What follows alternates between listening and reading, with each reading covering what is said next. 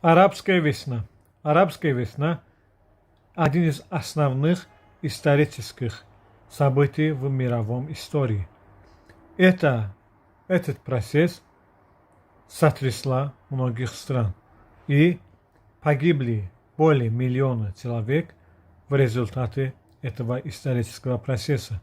Многие диктаторы ушли из власти, многие диктаторы были свергнуты.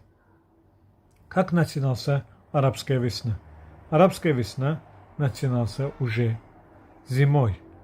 17 декабря 2010 году в Тунисе торговец фруктами, молодой человек, 26-летний Мухаммед Буазизи, сделал акт самосожжения, потому что представители власти конфисковали его продукты, его фрукты. И он умер 4 января 2011 году. После этого начался в Тунисе волнение против правительства. И так начался процесс «Арабская весна». Буду продолжать тему. Пока.